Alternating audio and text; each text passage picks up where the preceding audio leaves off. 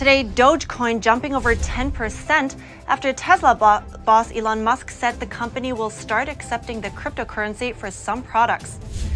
Retail sales falling short of expectation last month. Which category fell the most and what's behind it? And Olympic athletes are being advised not to take their personal phones to China. What are the concerns? That and much more coming up on NTD Business. Good evening and welcome. I'm Evelyn Lee in for Paul. Some of the country's biggest banks reported earnings today, and apparently investors were disappointed. JP Morgan Chase shares tumbled 6% after reporting weaker performance at its trading arm. It also warned that soaring inflation, Omicron, and trading revenues would challenge industry growth in coming months. It did beat estimates, but that's thanks to releasing billions of dollars in loan reserves. Citigroup shares also fell after reporting a steep drop in net income. It says it's because of higher operating costs. One bright spot in the bank sector was Wells Fargo, which gained ground after posting a bigger-than-expected rise in fourth quarter profit. And markets were mixed today.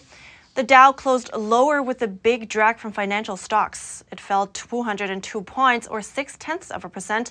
The S&P 500 gained 4 points, or about 0.1%, while the Nasdaq gained 87 points, or 0.6%. And right now, Google is a tenant in a central London building. But now the tech giant wants to buy it, and it's spending $1 billion on it. The company said today this shows its confidence in the future of the office as a workplace. Google employs over 6,000 people in Britain, and it's planning to spend another couple million to renovate its offices in that building, which is close to Covent Garden in central London. Google wants it to eventually have capacity for 10,000 workers at its UK sites, including one that's still being developed in the nearby King's Cross area of London. Last month, Google delayed its return to office plan globally because of Omicron. A majority of U.S. crypto users made their first ever crypto investment just in the past year. NTD's Phil Zhou has more details on the new survey.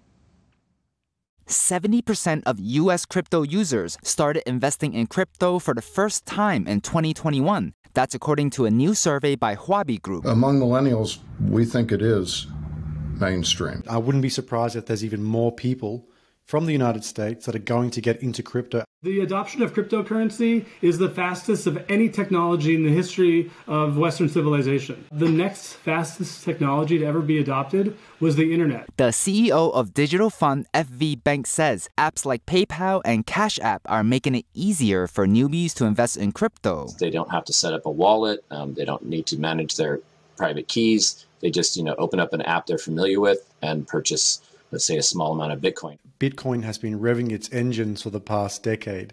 And now DeFi is here. The world's biggest brands are getting involved. Besides finance, industries like art, music, and gaming are also getting involved. This diverse and growing value proposition is what's getting everyone to say, holy crap, I need to get into crypto now. The president of Scion Digital says if crypto prices start dropping significantly, which often happens in the volatile market, that might speed up the adoption even more. Number one, a whole bunch of folks who have been sitting on the sidelines who haven't adopted yet will come in. And number two, all of the folks that have been in and are true crypto believers will shift they'll see it as buying opportunity. The survey also shows 40% felt crypto is too risky to invest in. I don't really know anything about them. I don't know too much about it. I have heard of it. And 30% are concerned about the lack of regulations. I could see it getting big, definitely. It's just probably not something I'll ever get into. The thing is that it's so new that we don't really know exactly how it's going to work out. So I'd like to wait and see and, give it a couple of years. And if it seems like a good thing that's sticking around, then yeah, I'd definitely be interested in investing. It may pay off, it may not. But in the long run, I think that you should only invest what you can afford to lose with the money that you have now. Phil Zhou, NTD News. Tesla will take Dogecoin for some merchandise. Elon Musk confirmed the news in a tweet today after floating the idea last month. Dogecoin surged in value by around 14% following the news. Anyone with enough of the coin can now choose from Tesla merch. That includes apparel, belt buckles, a quad bike for kids, and a cyber whistle modeled after its long-awaited Cybertruck. The Tesla boss owns some of the currency, which has often been roiled by his tweets. Dogecoin enjoyed 4,000% gains in 2021, partly thanks to Musk's endorsements. But he called it a hustle during an appearance on Saturday Night Live back in May, causing its price to tumble. Right now, though, Musk seems to back with the Dogecoin bulls. One of the biggest banks in the world is saying Solana, a top 5 crypto coin, could become the Visa of crypto, threatening to take a bite out of Ethereum's market share. NTD's Phil Zhou reports. Bank of America says the number 5 crypto coin, Solana, is set to become the Visa of crypto, challenging the giant Ethereum network for its market share. Solana is one of many snappy little coins that are just trying to take some of the money from the Ethereum system. BofA says Solana is quick, easy, and affordable. But all that does come at a cost. Reliability, though, is definitely a concern with Solana. The disadvantage of Solana is it's completely centralized. Alex Carabray of Presearch says Ethereum is still much safer to use than Solana. Ethereum went after decentralization first, so it's a lot more decentralized. It's not as scalable, but it's incredibly secure. Whereas Solana took the approach of incredibly scalable, but it's also highly centralized and a lot less secure. The CEO of the Divi project, Nick Zapanero, owns both Ethereum and Solana. He says every cycle there seems to be a new coin trying to challenge Ethereum. During the last bull cycle, it was EOS, right? And EOS became one of the top coins in the world. It was supposed to kill Ethereum, and of course, it did not achieve that goal. Zapanero says Solana is probably the toughest challenger yet, and it's getting a lot of attention. You also can't underestimate the value of hype, right? It's a really, really hyped coin and ecosystem. There's a lot of fun stuff going on as well, like NFTs and things of that nature. Solana only launched in 2020 and has already catapulted to the number 5 largest crypto coin, with a market cap of $47 billion. It's minted around 6 million NFTs, which are non-fungible tokens, and processed 50 billion transactions so far, while Visa processed over 160 billion transactions last year. Phil Zhou, NTD News. Young investors are shifting focus from meme stocks to companies in areas like electric vehicles and the Metaverse. That's according to a new report by Apex Fintech Solutions. Apex says the top stock holding for young investors in the last quarter was Tesla. AMC slipped to number 3 after being number 1 for several quarters. GameStop, another meme stock, dropped to number 11. Companies linked to the Metaverse like Facebook parent Meta and Roblox also both rose, with Meta at number 12 and Roblox at number 36. And famous director Quentin Tarantino is intensifying his public legal battle with Miramax.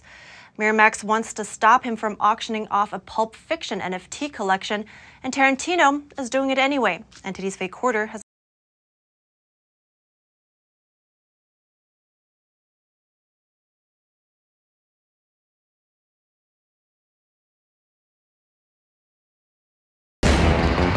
The legal battle between Quentin Tarantino and Miramax is heating up as Tarantino's Pulp Fiction NFT auction begins January 17th. Miramax, which produced the 1994 film, sued Tarantino back in November, arguing it has the rights to the intellectual property. The NFT collection reportedly includes images of Tarantino's original handwritten screenplay and is being created by a firm called Secret Labs. In a public letter, Miramax's lawyers told Secret Labs that if the auction takes place, quote, "You are doing so at your own risk, including the risk that you will later owe the proceeds of any sales to Miramax, along with other potential damages." It also says whoever buys the NFTs will have to forfeit the price they paid. In regards to the lawsuit, the CEO of Secret Labs says, "Without merit" is an understatement. He adds, "They are trying to bully Quentin. Now they're trying to bully us with the letter sent this week." The lawsuit is being closely watched because NFTs are a new phenomenon. In this case, NFTs certainly weren't brought up in Tarantino's contract with Miramax back in the 1990s. Faye Quarter, NTD News. CVS and Walgreens are shutting some pharmacies on weekends because of staffing issues and the CCP virus. The American Pharmacists Association says staffing pressures are closing pharmacies across the country. Walgreens says the majority of its stores will stay open and operate with normal business hours. It plans to pick days with the lowest prescription demand to minimize disruption for customers. As for CVS, only a fraction of stores will temporarily close on one or both days of the weekend. Supply shortages persist as Omicron spreads and more workers leave their jobs. One expert blames the problem on the lack of labor and says the situation won't ease this year until the pandemic wanes. NTD's Chen Yun has more. Empty shelves are becoming a common sight across the United States, but shoppers at a D.C. supermarket are still trying to check off their shopping lists. There's no meat, no toilet paper. It's just crazy. It's just unbelievable. Some have had to change their shopping habits. Usually I'll come after work, sometimes later at night. Now I have to come in the middle of the day if I want to have any hope of coming across anything at all. Throughout the country, produce and food companies are facing a backlog of trucks and orders, thanks to the combination of holidays, Omicron, and raging winter storms. Katie Dennis is the Vice President of Communications and Research at the Consumer Brands Association. The expert blames the supply shortage on a scarcity of labor. We don't have a food shortage. We do have a labor shortage, and that's something we're going to be grappling with, and Omicron is behind us. She notes a gap of about 120,000 workers in the consumer goods packing industry. Only 1,500 jobs were added last month, and the situation is not expected to improve for at least a few more weeks. The outlook is a little better. I will say that, we should come out of the Omicron wave if we follow the pattern of other countries, which will help get us the labor force we need to get the shelves stocked again. That should help. The National Grocers Association says many of its store members are now running at less than 50% capacity. What's more, retailers' inventories are down in food, beverages, household cleaning items, personal hygiene products, and more. Out-of-stock levels on those goods are hovering around 12%, compared with 7 to 10% in regular times. And the problem is even worse when it comes to food items, with that figure reaching 15%. U.S. retail sales dropped by 1.9% in December. That's far sharper than analysts predicted and a sign that inflation took a bite out of spending. Consensus forecasts actually called for a much softer sales decline of 0.1%. The outsized drop was led by a sharp decrease in online sales. That fell by 8.7%. And almost all the major spending categories weakened. Department store sales fell 7%, furniture and home furnishing sales fell 5.5%. And besides inflation, there's another possible reason for the drop. Christmas shoppers hit the stores early, heeding warnings about shipping delays and product shortages. And joining me today is Nicole Pomager to discuss the impacts of inflation and the pandemic. She owns a local bakery in Minnesota called the Cookie Cups. It's great speaking with you, Nicole. Thank you so much for having me. So the pandemic came with a lot of challenges and unpredictability.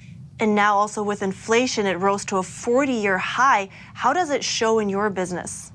So, throughout we've been just dealing with multiple problems. With this inflation comes new problems. In our bakery, we literally are going to have to raise our prices on all of our goods just because of, our cost is rising, unfortunately. And with the baking kits as well, we're seeing supplier pricing go up. So we're just doing our best to keep the prices as low as possible so that we keep our loyal customer base and continue to grow with new customers as well, even with the challenges. And how do you deal with all those challenges? How do you make sure that you stay afloat during those times? Well, we've been able to take advantage of some of the government funding programs throughout the pandemic.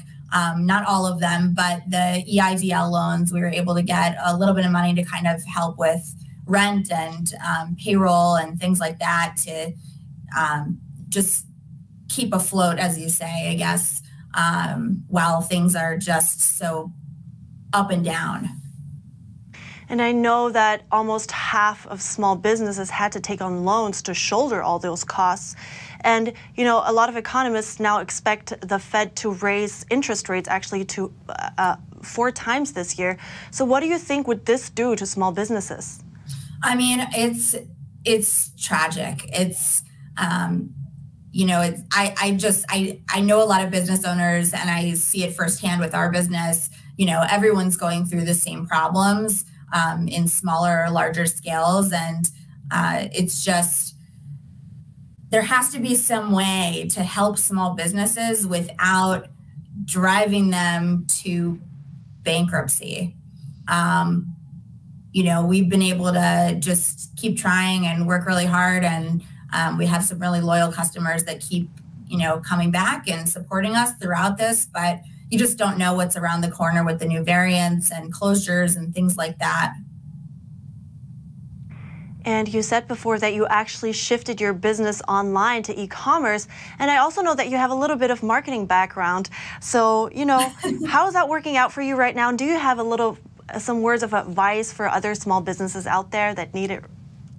You know, even with the e-commerce, it's been challenging because we have been able to produce a new line of products to sell online, but with that comes more cost. Now we have to buy more inventory, so we just have different kinds of issues.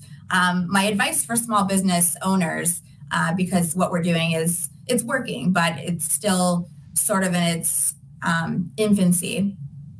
I would say come up with something that can stabilize you and not have to worry about the Fed raising interest rates or worry about whether you're going to qualify for the next round of funding or loans. Find some way that your business can do something online and not have to survive on walk-in customers, because, you know, the way that it's been going, I don't know, or I don't think anyone knows when this is really going to turn around. Well, I certainly wish you all the best for your business. Thank you so much for coming on. Thank you so much for having me. The U.S. has a new plan to spend over $26 billion to repair bridges across the country. The White House made the announcement today. It's called the Bridge Formula Program, and its goal is to fix and upgrade about 15,000 highway bridges, including some in D.C., Puerto Rico, and on tribal lands. The funds come from the $1.2 trillion infrastructure law passed in November. Transportation experts say the repairs could play a role in efficiently moving goods across the country and help to prevent a future supply chain crisis. The repair program is expected to be rolled out over the next 5 years. And in Washington, lawmakers introduced a bipartisan bill to end reliance on China for rare earth elements. Rare earths have a variety of both civilian and military applications that can range from batteries to fighter jets. And right now, China pretty much controls the sector. Republican Senator Tom Cotton and Democrat Senator Mark Kelly introduced the bill today. It would force defense contractors to stop buying rare earths from China by 2026. Contractors would also have to disclose where they source the minerals. The bill would also require the Departments of Defense and the Interior to create a strategic reserve of the minerals in case supply is disrupted. The U.S. only has one rare earths mine and no way to process the minerals. Although the bill doesn't directly support the U.S. rare earth sector, Cotton said it should encourage more domestic output. The 2022 Beijing Winter Games are just around the corner. Right now, Olympic athletes from several countries, including the U.S., are being encouraged to leave their personal electronic devices at home due to cybersecurity concerns in China. NTD's Faye Corder has the details. The Dutch Olympic Committee says it's anticipating Chinese surveillance during the Games, so it's advising athletes not to bring their personal electronic devices to Beijing. The British Olympic Association is offering temporary phones to their Olympic athletes and staff when they are in Beijing. And Team USA has distributed a technology bulletin encouraging athletes to use rental or disposable computers. The chairman of Black Ops Partners, Casey Fleming, says these suggestions are not overreactions. First of all, every Chinese person, Chinese national, is being tracked. So also any other foreign entity, foreign parties, foreign citizens are being tracked throughout China. In terms of why the Chinese regime targets foreign athletes, Fleming says Olympians are the best athletes in their countries and are supported by their country's best resources. And they know that they're sponsored by key companies, they're sponsored by their governments, and it's a way for espionage to go back and to control. Fleming warns that surveillance by the Chinese regime poses extreme risks, and visitors to China need to understand that the CCP's goal is to track every bit of information about those visitors and their movements. That means all your GPS coordinates are where have you been, as well as where you're going, because their networks can install tracking malware on your phone, on your laptops, their Wi-Fi networks, even their national networks, and so on. Fleming believes people should realize that we are operating in what is essentially a wartime environment. It's not just a conventional war that everybody's familiar with. It's a hybrid war at every possible level between China and the U.S. Faye Quarter, NTD News. And up next, Delta giving customers more time to rebook flights for more peace of mind. How much is it extending the deadline? And a comic book page sells for a record price, making it the world's most valuable page of comic book artwork. What's special about it? That and more coming up on NTD Business.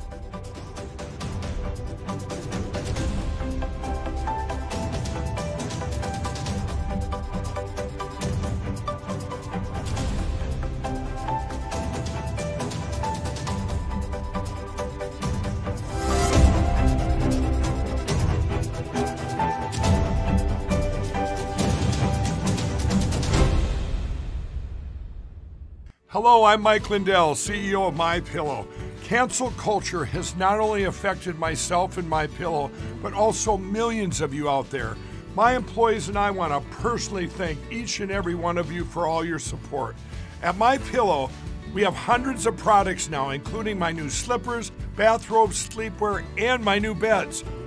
We are offering the best products ever for the best prices ever.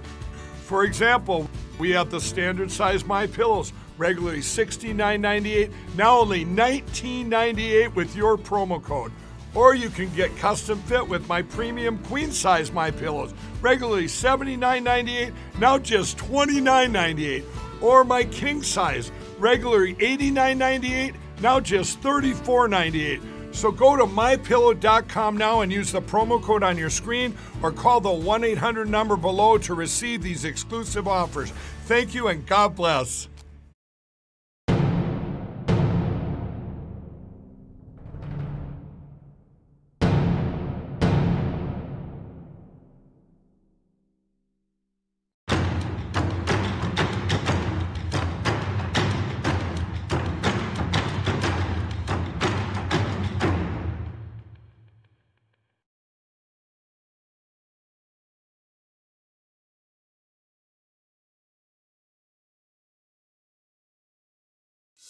At The Nation Speaks, we don't just scratch the surface. We want to go wide and deep.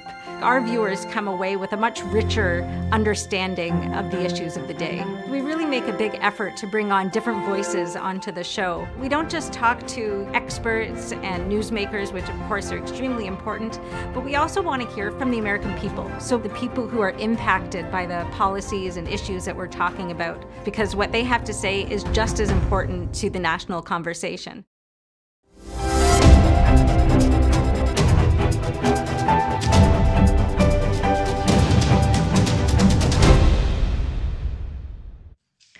Delta Airlines is giving customers an extra year to use e-credits. Travelers get them for things like unused tickets and can spend them on new flights. Delta says customers will be able to rebook with e-credits through 2023 for travel anytime through 2024. That goes for people who have e-credits now and those who get them this year. The airline is also extending voucher periods for Delta vacation customers. $3 million. That's how much it costs to buy the most expensive page from a comic book ever to sell at auction. The page was from a 1984 Marvel comic book and features Spider-Man's first time in his infamous all-black suit. Heritage Auctions sold it for about $3.4 million. Heritage says that makes the item the world's most valuable page of original comic book artwork. The auction house sold another page from the same comic for $288,000.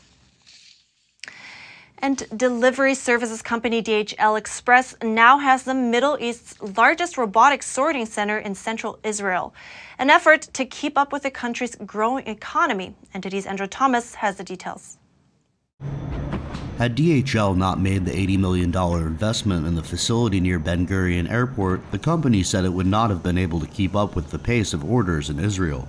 The news is great for all of us, especially when the Israeli economy, as you know, is growing very rapidly, and infrastructure needs to be invested in, and especially in the port, the airport. 100 conveyor belts sort 20,000 packages in an hour, roughly 5 times more than before, matching the most advanced centers in Europe.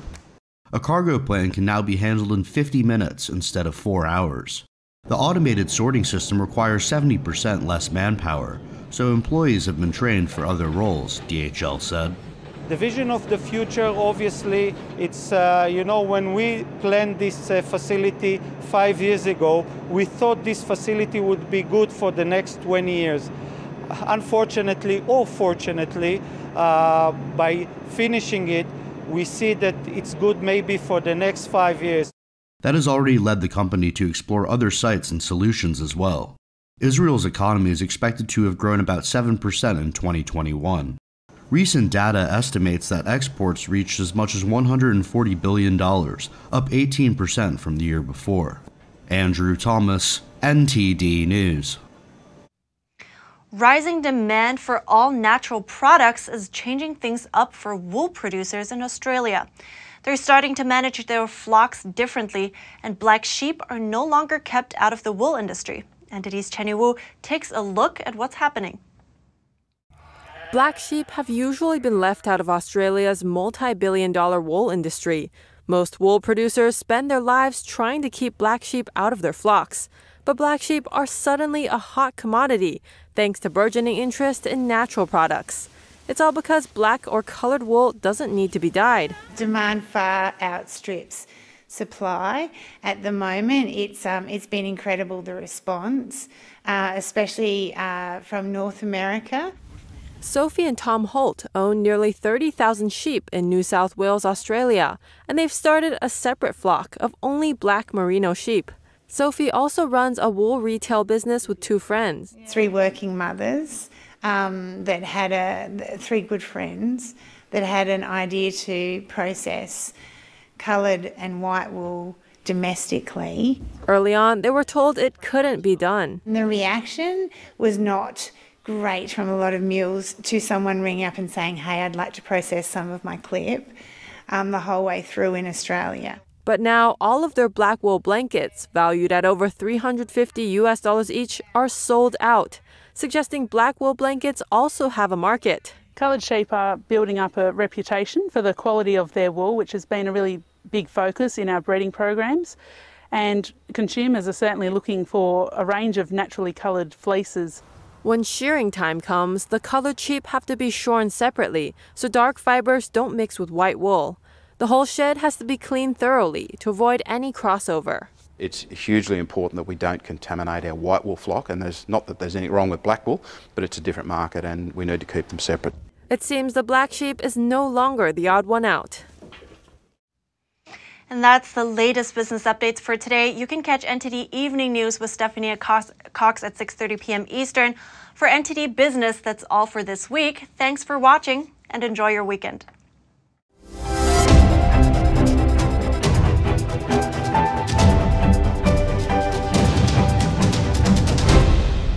Thanks for watching us on YouTube. Did you know YouTube only keeps selective videos on its platform? So if you want to make sure you get the full picture, just subscribe to our newsletter. Go to newsletter.ntd.com and sign up. It's free.